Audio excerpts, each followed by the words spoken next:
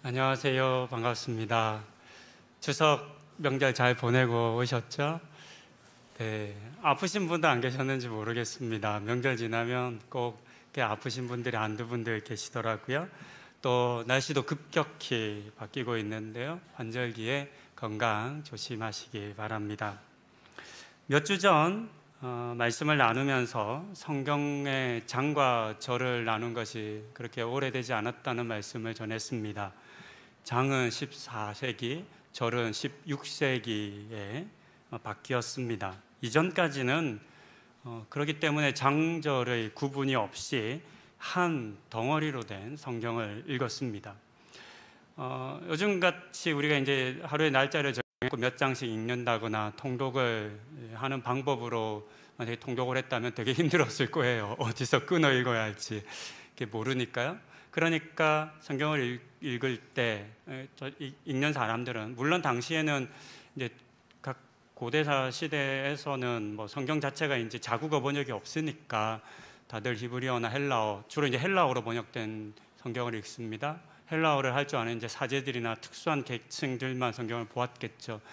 그 사제들은 성경을 끊어 읽을 때 그 이야기를 본인이 생각하면서 끊어 읽어야 합니다. 이 이야기는 이 맥락 속에 있겠구나 이렇게 정해야 했을 겁니다.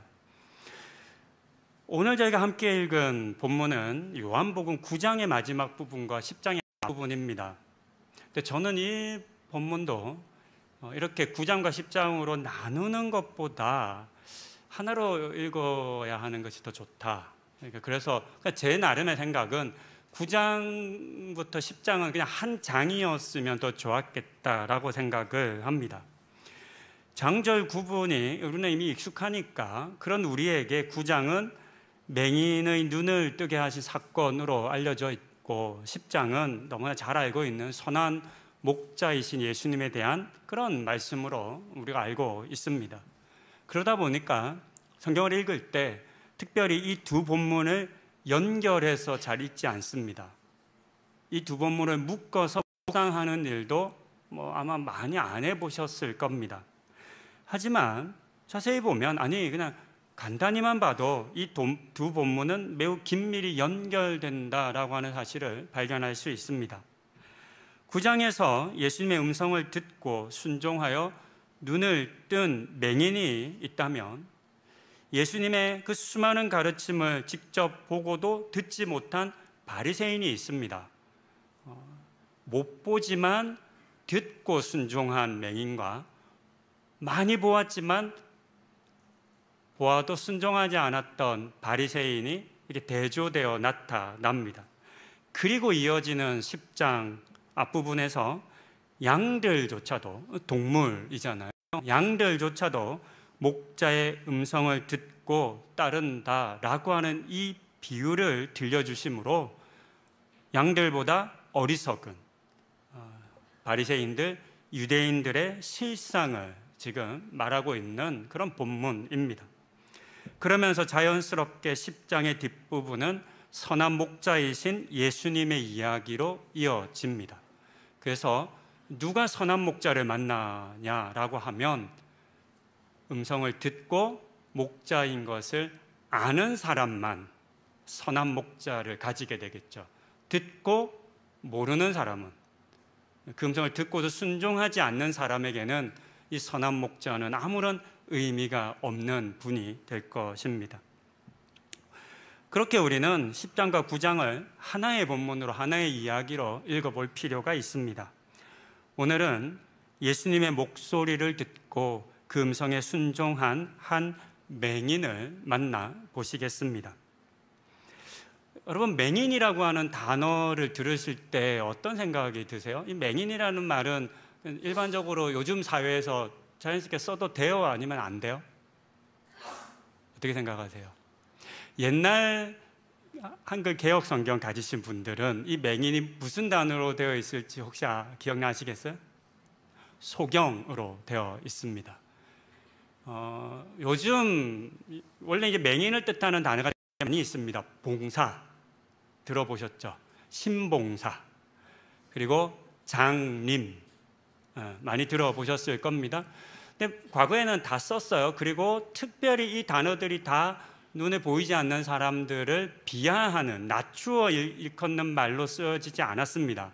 그러나 꽤 오랫동안 이런 용어들이 사람을 좀 낮추어 쓰는 말로 이렇게 놀림거리로 쓰여지면서 현대는 국어사전에 이렇게 정리가 됩니다. 시각장애인 또는 맹인만 공식적으로 쓰여질 수 있고, 장님이나, 사실 님자를 붙였기 때문에 높여 부르는 말이기도 하거든요. 소경과 같은 단어들은 낮추어 이르는 말이라고 비속어로 규정되었습니다. 그러니까 오늘날에는 이제 모든 책들이 다 바뀌는 겁니다. 맹인은 괜찮습니다. 맹인 또는 시각장애인, 이렇게 이제 바뀌어 사용하는 추세입니다. 가끔 설교를 하다 보면 용어 때문에 오해를 받고 용어 때문에 좀 어려움을 겪는 경우가 있습니다. 시대의 흐름에 따라 이거 용어의 의미가 바뀌기 때문입니다. 그래서 이제 우리 개역 개정판 성경에는 맹인으로 번역이 되었고요. 제 생각에 이 성경이 또 한 20년 좀 지나면 또 바뀔 거지 않겠어요? 아마 그때 되면 시각장애인으로 바뀌지 않을까, 이런 생각을 조심스럽게 해봅니다. 35절 이후의 내용만 읽었지만 9장 전체를 바탕에 두고 설교를 나눕니다. 9장에는 맹인으로 태어나 볼 수 없었던 사람이 예수님의 음성을 듣고 치유된 사건, 그리고 그 후에 이제는 눈을 떠서 밝은 눈으로 예수님을 보고 믿음을 고백하고 구원에 이른 한 사람에 대해서 비교적 자세하게 들려줍니다. 사실 이 맹인은 10장의 비유에 등장하는 양과 같은 존재라 할 수 있습니다. 이유는 다음과 같습니다. 사람에 의해서 키워지는 양들, 그러니까 사냥이나 산에서 자연으로 살아가는 양들 말고요, 사람에 의해서 키워진 양들은 대체적으로 시력이 좋지 않은 것으로 알려집니다. 많은 학자들이 이 연구를 했는데 이제 멀리 볼 필요가 없어지는 거죠. 왜냐하면 원래 초식 동물들이 멀리 보는 이유는 멀리서 다가오는 짐승들, 자신을 공격하는 맹수들을 발견하기 위해서이거든요. 근데 그럴 필요가 없는 거죠. 멀리 보지 않아도 자기를 물과 목초지로 인도하는 목자가 있기 때문입니다. 양을 생각해 보시면 대부분의 동물들은 얼굴이 길쭉하고 눈이 약간 양쪽으로 나 있습니다. 그렇죠? 사람은 정면을 바라보는데 동물들은 약간 옆을 바라보죠. 그래서 양은 고개를 돌리지 않아도 뒤를 볼 수 있다고 합니다. 눈이 옆쪽에 있다 보니까 고개를 돌리지 않아도 앞에서부터 전면을 다 볼 수 있다고 합니다. 그냥 자기 완전 뒷면만 보지 않고 뒷면을 보려면 살짝만 돌리면 되는 거죠. 그럼 다 보는 겁니다. 그러니까 넓게 볼 수 있어요. 대신 좁고 멀리 보지 못한다라고 합니다. 그리고 청력이 매우 발달했는데요, 양쪽 귀가 각각 소리를 따로 들을 수 있대요. 무슨 말인지 이해가 안 됩니다. 더군다나 저는 아시겠지만 한쪽이 안 들리잖아요. 가끔 음악을 좋아하시는 분들 집에 성도들 댁에 가면 스피커 좋은 게 있어요. 그러면 요즘 서라운드 5채널 이런 거 있잖아요. 아무리 100채널을 갖다 놔도 저는 다 모노로 들립니다. 아시잖아요. 한쪽 귀 안 들리는 거. 안 들리니까 높이를 구분이 안 되는 거거든요.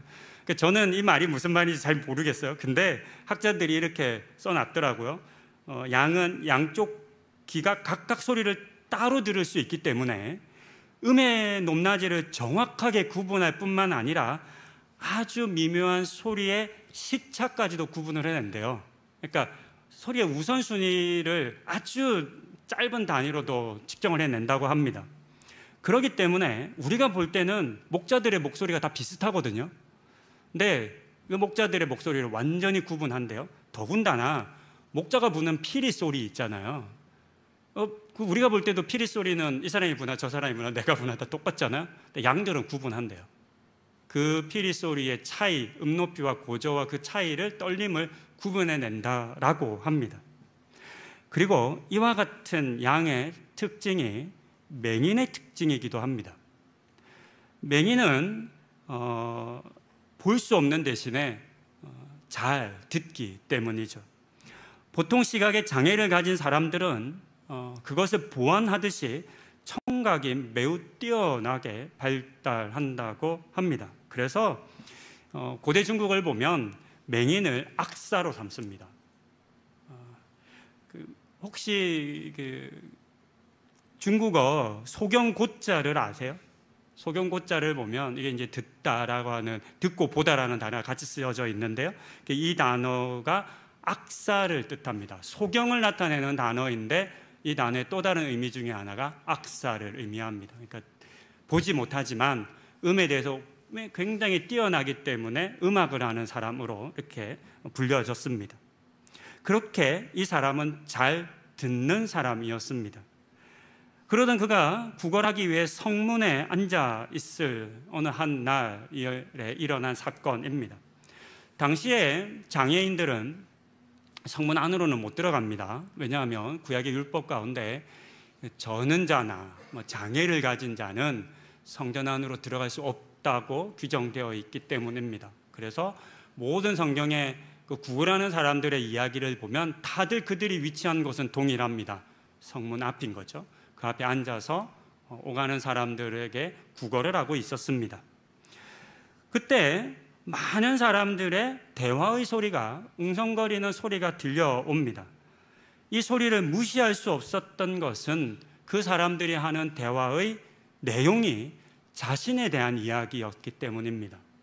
사람들은 자신이 맹인이 된 이유를 부모의 죄 때문인지 아니면 자신의 죄 때문인지로 이편 저편으로 갈라져서 논쟁하고 있었습니다. 다투는 것 같습니다. 그러던 중 이전에 들어보지 못한 낯선 한 사람의 목소리를 듣게 됩니다. 그리고 그가 한 말은 지금까지 자신이 들어온 말과는 많이 달랐습니다. 그 사람은 자신이 맹인으로 태어난 것은 부모의 죄 때문도 아니고 자신의 죄 때문도 아니라고 했습니다. 여기에 더하여 맹인이 된 자신이 하나님이 하시는 일을 나타내 보이는 사람이 될 것이다 라고 하는 너무나 놀라운 말을 하기까지 합니다. 이런 말은 지금까지 단 한 번도 들어본 적이 없습니다. 오히려 맹인으로 태어난 자신을 비난하고 욕하고 죄 때문이라고 말하는 그런 이야기는 들어봤지만, 너 때문에 하나님의 영광이 가린다라고 하는 말은 들어봤지만, 너를 통해 하나님께서 하는 일이 나타날 것이다 라고 하는 이런 말은 생각해 본 적도 들어본 적도 없는 말이었습니다. 어떻게 그렇게 할 수 있지? 그게 가능하기는 해? 라고 생각하던 그때에 그 목소리에 주인이 가까이 다가옵니다. 그러면서 자신의 눈에 손을 대어 진흙을 바르기 시작합니다. 꽤 오랜 시간이 걸렸을 겁니다. 기록을 찾아보니까 2016년에 이 본문으로 말씀을 전한 적이 있는데 그때는 좀 더 자세하게 나누었습니다. 찾아보니까 여러분 좀 그 내용 읽어보시면 아시겠지만 물을 통해서 진흙을 만들지 않았습니다. 또는 뭐 진흙이 있는 곳에 있는 그 진흙을 바른 게 아닙니다. 예수님께서 계속 침을 뱉어가면서 거기에 있는 흙을 모아서 진흙을 만드셔서 눈에 바른 거죠. 그러니까 꽤 오랜 시간이 걸렸을 겁니다. 그렇게 자신의 눈에 진흙을 바른 다음에 9장 7절을 보면 실로암으로 가서 씻으라 라고 하는 말씀을 들려주셨습니다. 얼핏 듣기에는 쉬워 보이는 말씀입니다. 왜냐하면 그냥 가서 씻으면 되니까요. 별일 아니죠. 물에 가서 눈을 씻으면 될 것처럼 들리긴 합니다. 하지만 이 말씀은 정말 어려운 말씀입니다. 순종하기가 너무너무나 힘든 말씀입니다. 왜냐하면 실로암 못의 위치 때문입니다. 예루살렘 동문 밖 기드론 골짜기라는 곳에, 골짜기니까 성에서 꽤 내려와 있다는 느낌이 들죠. 예루살렘 성전은 언덕 위에 있었으니까요. 경사 절벽 위에 있었습니다. 그 골짜기에 기혼이라고 하는 샘이 있었습니다. 보통 기혼샘이라고 부르는 곳입니다. 이 샘이 예루살렘에 사는 모든 사람들을 위한 식수원입니다. 이 샘에서 물이 납니다. 그리고 이 샘에서부터 사람들은 물을 떠서 예루살렘 성전 안으로 가져갑니다. 기온샘으로부터, 근데 이제 샘이 오르면 샘에서 물이 흘러내리지 않겠습니까? 그 물이 흘러 내려가서 가장 아래에 물이 만나게 되는 곳이 있는데 그곳이 바로 실로암 못입니다. 예루살렘의 가장 낮은 곳에 위치한 물의 장소라는 것을 알 수 있습니다. 예루살렘이 성전이 위치한 이 산은 해발 고도 800m의 급경사로 이루어진 산입니다. 그리고 성전은 약 해발 고도 600m 높이에 있었습니다. 급격한 경사로 이루어진 곳이었는데요, 고고학 발굴에 따르면 성전에서 실로암까지 계단만 약 3,000여 개였다라고 합니다. 그런 곳을 앞을 보지 못하는 사람이 지금 내려가야만 한 것입니다. 3,000계단이면 안 가고 싶을 것 같아요. 우리 3,000계단이면 한라산 등반 정도 해야 되는 거 아닌가요? 굉장히, 물론 그럴 수밖에 없는 게 그 경사 높은 가파른 산은 직선으로 계단을 낼 수가 없는 거죠. 90도 이상 꺾어져야 되는, 그러니까 이제 굽이 길을 만들 수밖에 없었기 때문에 그럴 겁니다. 눈이 안 보이는 사람이 게다가 눈에 진흙을 바른 채 실로암으로 내려가는 모습을 한번 상상해 보십시오. 얼마나 우스꽝스러웠을까요? 눈에 그냥 내려가는 게 아니라 눈에 좀 진흙을 바른 상태잖아요. 이미 맹인을 잘 알고 있었던 사람들도 있었겠죠. 왜냐하면 어쨌든 이 사람은 태어나면서부터 계속 문 앞에 앉아서 구걸을 했을 거니까 자기는 아무도 몰라도 맹인을 본 사람들은 다 이 사람이 맹인인 것을 알고 있었을 겁니다. 조롱하지 않았을까요? 저기 맹인이 눈에 진흙을 바르고 간다, 뭐 하는 짓이냐, 아무 쓸데없는 일을 하고 있다, 이런 조롱을 했을 것만 같습니다. 맹인은 이 같은 사람들의 비웃음과 조롱의 소리를 들으며 멀고도 험하고 위험한 계단을 내려가야지만 실로암 못에 다다를 수 있었습니다. 그러니까 예수님께서 눈에 진흙을 바르신 다음에 이제 실로암 못에 가서 씻으라 라고 하는 말을 들었을 때 갈등이 되지 않았을까요? 가야 돼? 말아야 돼? 아니, 그냥 갔다 올 수 있는 게 아닌 거죠. 간다는 것은 그날 구걸하는 거 다 포기하겠다는 얘기잖아요. 가서 허탕치면 고생은 고생대로 하고 아무것도 안 남는 일이지 않겠습니까? 갈등했을 것 같아요. 그렇지만 그는 순종합니다. 아마 이 순종은 너를 통해서, 이 맹인을 통해서 하나님의 하시는 일이 나타나게 될 것이다 라고 하는 그 말을 들었기 때문이지 않을까 저는 생각해 봅니다. 그는 멈추지 않고 실로암으로 내려갔습니다. 그리고 그 실로암에 눈을 씻고 드디어 밝은 눈을 얻게 되었습니다. 9장 32절의 기록을 보면 창세 이후로 맹인으로 태어났다가 눈을 뜨게 한 사건이 없었다라고 기록하고 있는데요, 그만큼 놀라운 일이 일어난 것입니다. 맹인의 입장에서 보면 앞서도 말씀드린 것처럼 실로암의 물로 씻는 것이나 다른 물로 씻는 것은 어쩌면 큰 차이가 없다라고 충분히 여길 수 있다라고 저는 생각합니다. 예수님께서 하신 말씀을 들었을 때 참 이상한 사람 있네, 별 이상한 사람이야, 눈에 진흙을 바르고 실로암까지 가서 씻으라고? 말도 안 되지 라고 생각하며 가까운 곳에 가서 대충 눈을 씻을 수도 있었겠죠. 왜냐하면 그 눈을 떠야 하는 게 아니거든요.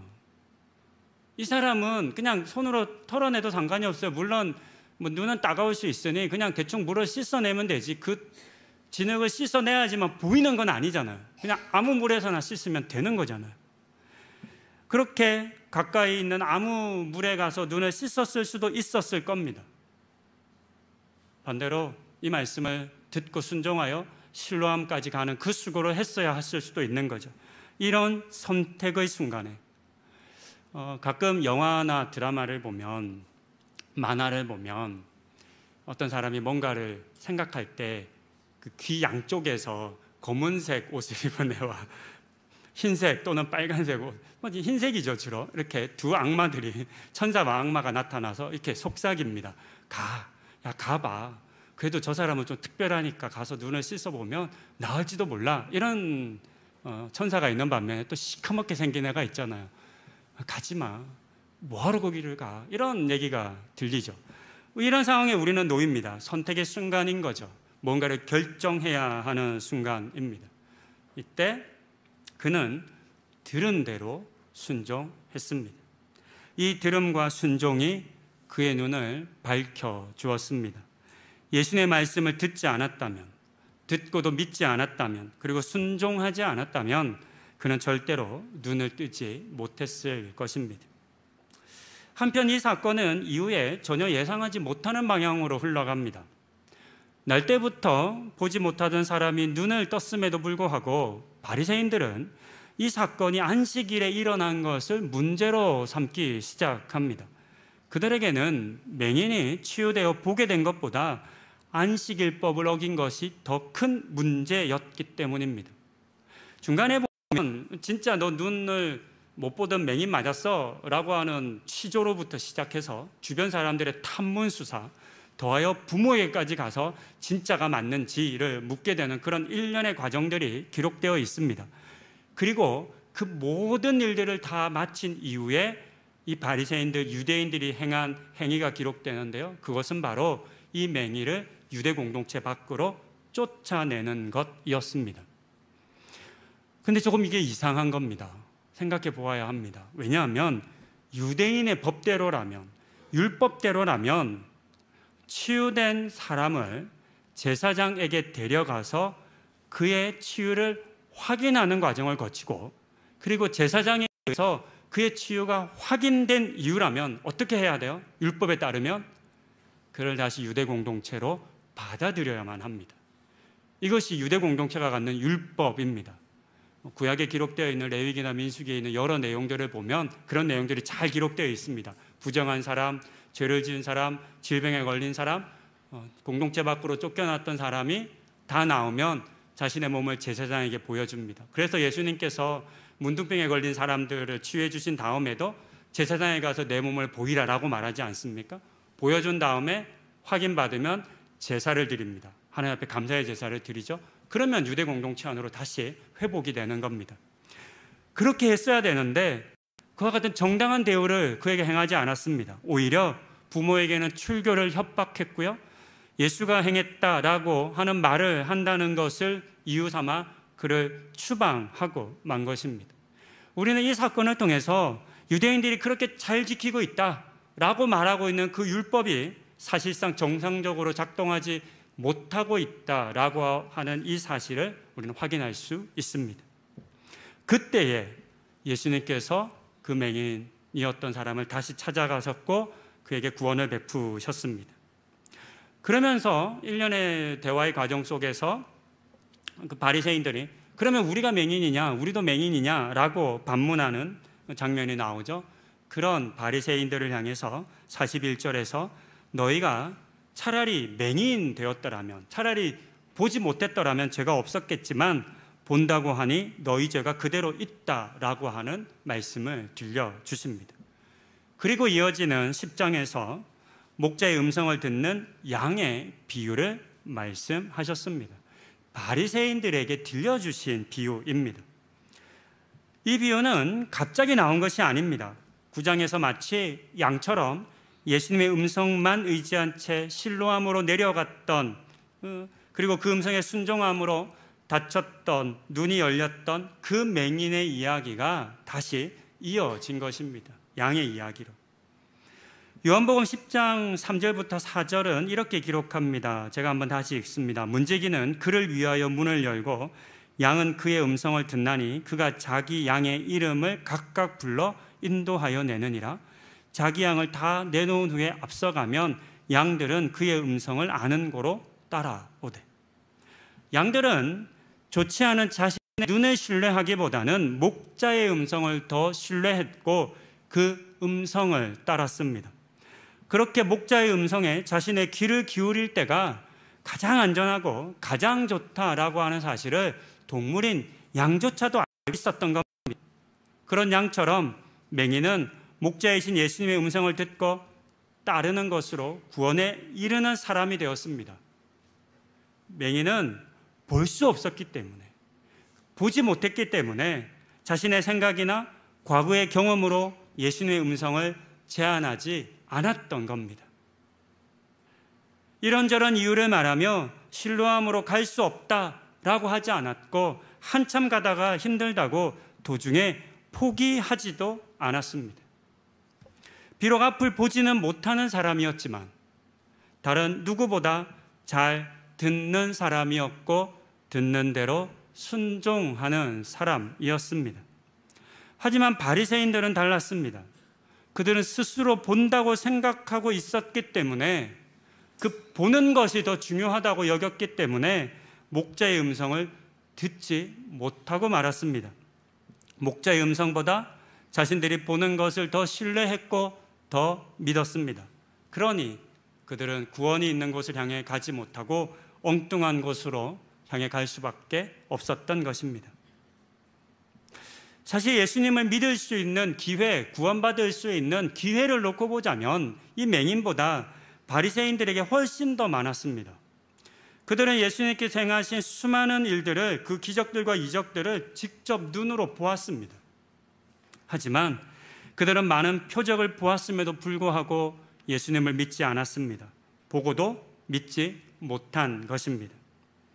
그렇게 오늘의 본문은 맹인을 통해서 스스로는 본다고 생각했던 유대인들이나 바리새인들이 실상은 눈은 있으나 어둠 가운데 거하는 존재라는 것을, 보고 있으나 정말 보아야 하는 것은 보지 못하는 사람이라고 하는 사실을 고발하는 내용이라고 할 수 있겠습니다. 말씀을 정리합니다. 물은 절대로 높은 곳으로 흐르지 않습니다. 높은 곳에 고여있지 않습니다. 흘러내리는 물은 반드시 가장 낮은 곳에 고이기 마련입니다. 그렇기 때문에 실로암으로 가서 씻으라 라고 하는 이 예수님의 말씀은 가장 낮은 곳으로 가라 라고 하는 의미로 이해할 수 있습니다. 그리고 가장 낮은 곳은 자기 자신의 의가 드러나지 않는 곳, 자신의 경험과 지식을 더 이상 말하지 않는 곳을 의미할 수 있겠습니다. 또한 실로암이라는 단어는 9장 7절에 기록된 것처럼 보냄을 받았다라는 뜻입니다. 그러니 실로암은 보냄을 받은 자들만 올 수 있는 곳입니다. 보냄을 받지 않는, 그러니까 보냄을 받는 그 음성을 듣고 그 음성에 순종한 사람들만 오는 곳이겠죠. 우리는 앞서 이 실로암이 맹인은 쉽게 갈 수 없는 곳이라는 사실을 알았습니다. 3,000개나 되는 계단을 내려와야만 했습니다. 잘 보이는 사람이라도 계단을 내려오는 일은 많이 힘들고 위험한 일입니다. 등산 갔다가 어디 갔다가 올라갈 때 잘 안 다치시죠? 내려올 때 다치시잖아요. 맹인에게는 더 힘들고 위험했을 것입니다. 이처럼 낮은 곳이라 할지라도, 위험한 곳이라 할지라도, 또 예루살렘 성전과 비교해서 보면 성전 안에서 일어날 일을 기대할 수 없는 그런 바깥에 있는 곳입니다. 이처럼 아무 일도 일어나지 않을 곳처럼 여겨진다 하더라도, 그곳이 예수님께서 인도하시는 곳이라면, 그곳이 예수님께서 보내시는 곳이라면 그곳에 구원이 있다라고 하는 이 사실을 우리는 믿어야만 합니다. 본문에는 맹인과 바리새인들을 대조하여 우리에게 들려줍니다. 성도님들은 이 두 부류의 사람들 중에 어느 부류의 사람과 더 닮으셨는지 궁금합니다. 바라기는 맹인과 같이 내가 보는 것, 내가 아는 것, 내가 경험한 것을 의지하지 않고 진리의 말씀을 들려주시는 우리 주님께 귀를 더 기울이는 우리 성도님들 다 되실 수 있기를 소망합니다. 세상이 너무나 혼탁합니다. 볼 것과 들을 것이 넘쳐납니다. 정말 너무너무 많습니다. 우리는 그런 시대를 살아가고 있습니다. 그렇게 수많은 소리들 중 여러분들께서는, 우리 성도님들께서는 예수님의 음성을 정확히 분별하여 들으실 수 있으신지요? 이것이 중요하지 않겠습니까? 양들은 주변에 들려오는 그 수많은 소리들 중에 자기의 목자의 음성을 정확히 분별하고 그 음성을 따라갔습니다. 이처럼 예수님께서 나에게 들려주시는 나를 향한 음성을 우리 성도님들은 분별하고 있으신지요? 혹 그 능력을 잃어버리지는 않으셨습니까? 우리는 참 많은 예배를 드립니다. 여러분들 예배 생활 잘하시는 분들 있으시죠? 주일 예배뿐만 아니라 각종 주중 예배, 또 요즘은 그 온라인 미디어가 참 잘 되어 있어서 항상 그 유튜브 방송을 틀어놓거나 또는 그 케이블 TV에 기독교 방송을 틀어놓으시는 분들도 많으시더라고요. 그래서 정말 설교를 일주일에 막 수십 편 들으시는 분 계시더라고요. 대단하세요. 여러 예배, 말씀도 많이 읽으시죠? 묵상도 많이 하시죠? 이런저런 교회 봉사도 많이 하실 겁니다. 그렇게 생각해 보면 사실 우리는 수많은 음성을 들을 수 있습니다. 하지만 그럼에도 불구하고 어쩌면 우리의 삶은, 우리의 믿음은 바리새인과 다를 바 없을 수도 있습니다. 나를 향한 그 수많은 세상의 메시지들 속에 담겨 있는 나를 향한 목자이신 예수님의 음성에 귀를 기울이는 우리 성도님들 되시기를 권면드립니다. 그것을 분별해내는 능력을 기르셔야만 합니다. 그것이 없다면 우리는 들어도 순종하지 못할 것입니다.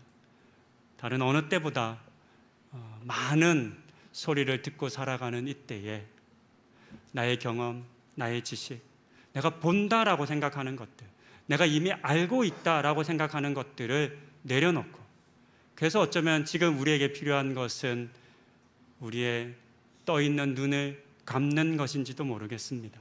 그렇게 주님 앞에 설 때, 어떤 선택을 해야 할 때 잠시라도 눈을 감고 주님이 나에게 들려주시는 그 음성에 귀를 기울이시는 성도님들 다 되시기를 권면드립니다.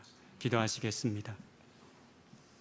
가끔 다큐멘터리나 자연을 보면, 자연 프로그램을 보면 양들이 목자의 음성을 듣고는 정확히 그 목자 앞으로 나가는 것을 보곤 합니다. 참 신기하다, 대단하다 라고 생각만 했지 그 속에 담긴 의미를 우리는 잘 알지 못했습니다. 하는 양들조차도 목자의 음성을 구분하여 듣는데 이 자리에는 우리는 그 주님의 음성을 구분하여 듣고 있는지 우리 스스로에게 돌이켜 질문해 봅니다. 세상의 수많은 소리를 듣기에 바빠 혹 그 소리 가운데 빠져버려 주님의 음성을 분별하지 못하는 우리를 불쌍히 여겨주시고, 다른 무엇보다 가장 귀하게 들어야만 할 그 주님의 음성을 듣는 우리들 다 되게 하여 주시옵소서. 그리고 오늘 본문 속 맹인처럼 듣고 순종하여 실로암까지 향하는 길이 아무리 거칠고 험하고 위험하다 할지라도 그 말씀에 순종하여 나아가는 우리 성도님들 다 되는 은혜도 허락하여 주시옵소서. 예수님의 이름으로 기도드립니다. 아멘.